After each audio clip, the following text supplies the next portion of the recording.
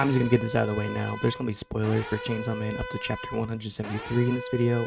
If you are not caught up, I really suggest you go read everything before watching this video. Thank you. Chainsaw Man is a series nowhere near lacking when it comes to memorable antagonistic characters, each having a wide variety of motives and complexities. From characters like Reze and Miri who loved Denji but had no choice but to hurt him because of their status within their country or institution, to minor antagonists who had full character arcs within their given arc.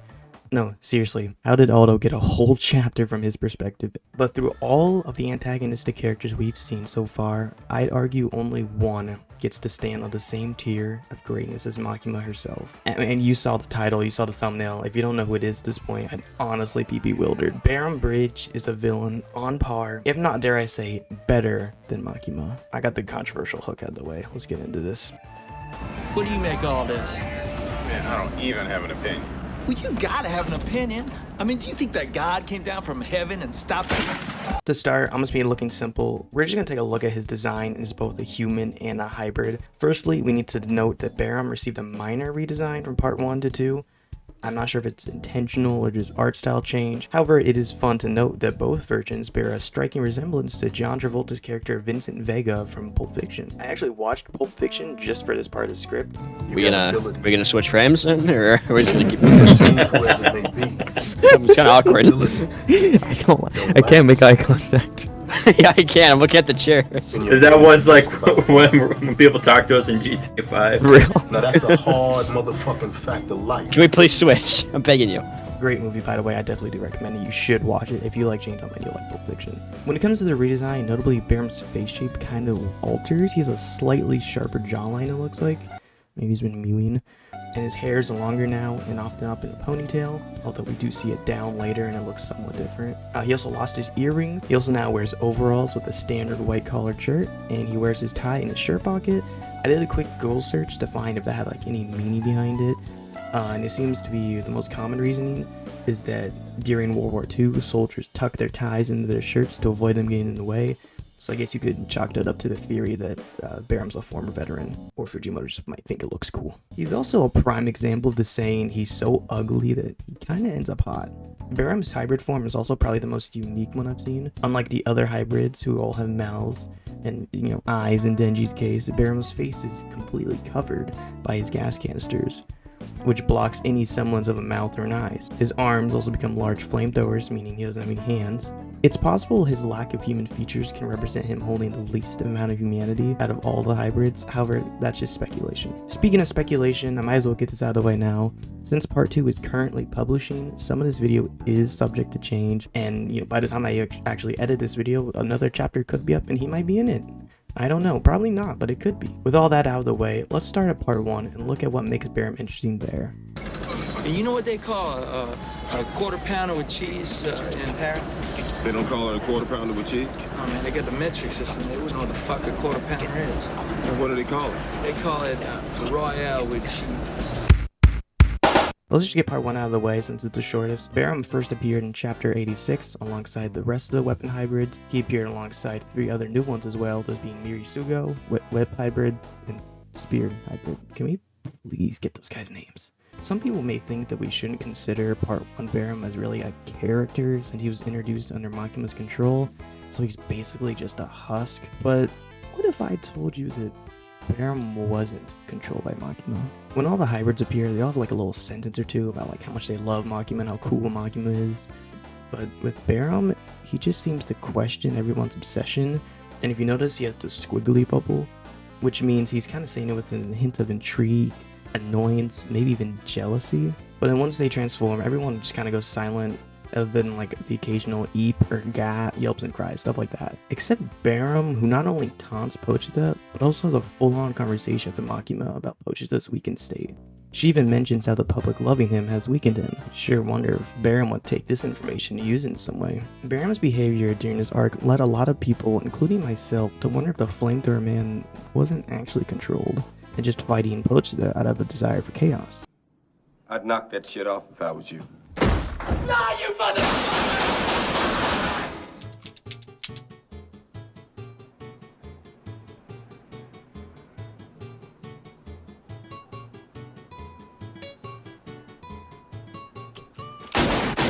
Fast forward to chapter 140. This is the first time we see Barem on screen in part 2.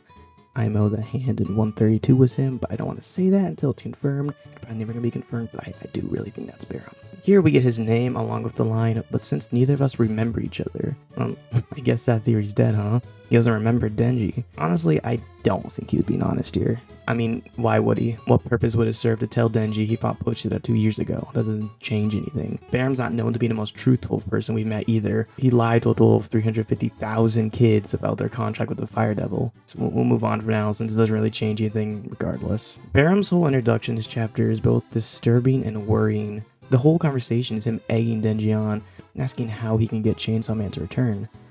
Even asking if killing Asamitaka would bring him out. His question about scales is also very important, though it's worded like a question, it really is just a warning from Barem. It's basically just him saying, these are the things I'm gonna slowly take away from you, leaving him only with the cord. We saw Barem next chapter along with the other hybrids, and I just want to note here, they really do feel like a twisted version of the Hayakawa family, including Makima with them. Barem is an obvious Makima parallel, as well as Denji to Miri, and then Spear and Whip obviously fit Akin power for a variety of reasons. I'll just put this on screen, I'm not going to write them all down, I'll just put them right here. This conversation also is important as it shows Barem's mentality towards his identity. He sees himself as a human just as much as he is a weapon and a devil. He also reinforces the idea of God, and believing that no matter what they do tomorrow, they'll be redeemable in the eyes of God. Remember, he's not talking about the hybrid's attack on the department store in 143. That's just a distraction. What he's referring to is the 350,000 kids he's planning to turn devil. Anyways, in 142, he returns with his iconic entrance, coming into frame tits first.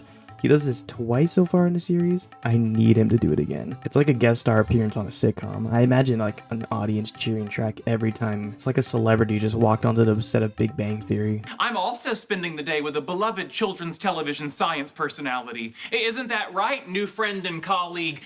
Barem Bridge. This chapter really cements one of my favorite aspects of Barem's character, that being he's a representation of the fans. When reading his dialogue this chapter, you'll probably find him odd and rather gross, wishing to see this real person die over and over again for his entertainment. Isn't that what most readers are doing too? Sure, we all love Denji, of course. I mean, I love him probably the most out of anyone, but you know.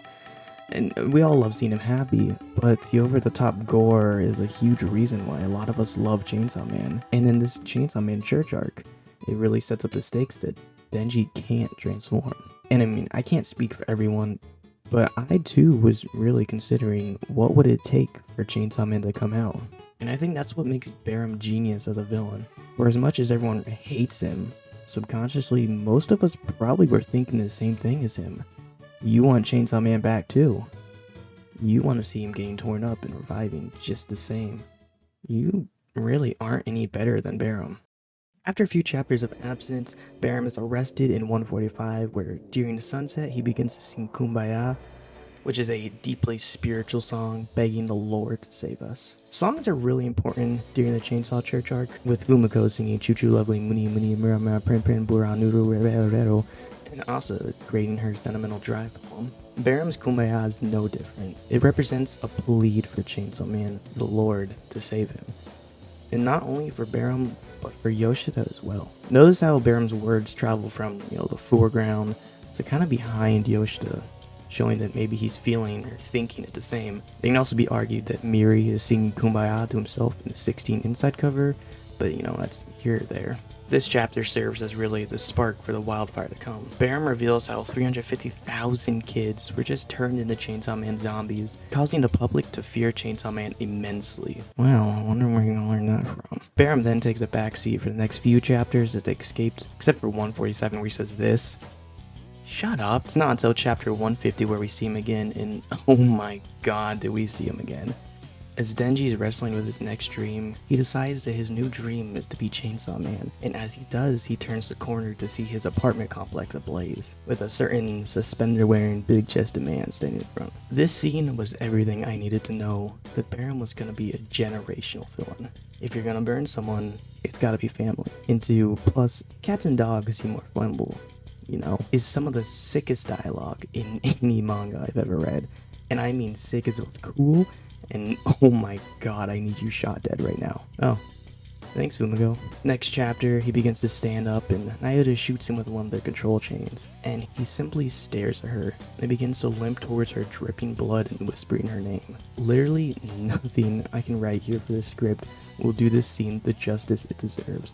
I've reread it probably over 100 times at this point, and I still get goosebumps like it just came out. Barem's demeanor, his monologue, his recreation of a painting of literal Lucifer, it is all, dare I say, cinema. Whether this scene makes you hate him or love him, I don't really care. But if you read this and don't feel absolutely moved in any way, I'm sorry, but you need to reread it. And you need to reread it until it really hits, because if it doesn't, I think you might have lost the plot, and I'm sorry. After a few chapters of just sitting off screen, Barem begins to command this crowd of hunters to kill Naoto, and this really just shows kind of how pathetic he is. Because he already got Chainsaw Man to transform, he literally won, and he has no reason to do this. But his own grudges aren't fulfilled yet. He doesn't believe this quote-unquote imitation of his idol is allowed to live and has to be destroyed. Barem then leaves the manga for a while after this and doesn't return until chapter 169, where he did it. He did the entrance again. No, but on a more serious note, this was an insane return. It made me like audibly gasp out loud. Sure, characters like Katame and Kongshi get flashy double spreads for their returns, but I think this casual drop-in just really does fit Barem more. Denji's reaction is how I imagine most readers reacted as well, immediately jumping in to kill him, which is something we've never really seen from Denji before. Also, I just need to know, does anyone else read Barem's voice with like a hint of Southern? Like, Parkin next to me feels like something I've heard from like watching Breaking Bad. Chapter 170 is another example of Barem possibly learning from Makima, as he basically makes Denji relive the entire Control Devil arc, even explaining and pushes his powers to Denji like Makima did for Kishibe. He also even calls Denji a good boy, Makima's signature. The whole chapter plays out like a dad trying to teach his son something over dinner, but with a, signature Fujimoto twist to it. All of it leading up to the reveal of Naoto's severed head being served on a plate. Finally, the last chapter Barem has appeared in, as of recording this video on August 16th, Denji brutally grabs his neck and pulls his head off his shoulders by hand. It's important to note here that Barem's behavior is kind of odd. Last chapter he was teasing and taunting, but now that he's reached his goal, he looks kind of disappointed, like his charm is just gone. But then after he's beheaded, we do see him smile, so I guess in the end he really is just a freak. And with that, we've covered all of Barem through part 1 and 2. Now let's talk about what makes his contribution special. Jimmy, lead the way. Boys, get to work. Please would be nice. Come again? I said a please would be nice. Get it straight, Buster. I'm not here to say please. I'm here to tell you what to do. Firstly, in this section, I want to cover why Barem isn't Makima 2.0. When looking at a character from a story, it's really easy to look at them from one aspect and just fixate on that trait. This is evident in the Chainsaw Man community especially. Denji's just horny, Makima's just a groomer, Yoshida's just gay. And yes, these are all traits of those characters, and huge ones at that, but by negating a character to just one note, you're completely disregarding all the complexity that goes into these characters. Makima is a groomer, yeah, but that's not all she is. There is so much more to her than just that. She is incredibly complex. Often I've seen people reduce Barem to just obsessed with Makima, or even Makima 2. And this really just leaves a bad taste in my mouth, because it's denying his character any future meaning outside of Makima. I'm not denying that Makima is important to Barem. That's objectively wrong, she is. But to make her the only thing that he can be is a horrible way to look at him. Calling him Makima but worse because many of his actions mirror what Makima has done is just not all there is to it. Makima has one of the most interesting dynamics I've seen when it comes to an antagonist and a protagonist. She perpetuated Denji's search for intimacy by affirming his belief or his idea that he needs sex to be happy, which was inherently negative, but at the same time, she taught him that intimacy feels better when you get to know someone on a deep level, which is something he probably would have never learned on his own. This is a very positive aspect of their relationship. From Makima, Denji gets positives as well as negatives, and that's the core of the relationship. Now, what does that have to do with Barem? It's because Barem's really the opposite of this. While Makima lifted Denji up to inevitably bring him back down, Barem is just kicking him while he's down. Makima gave Denji happiness.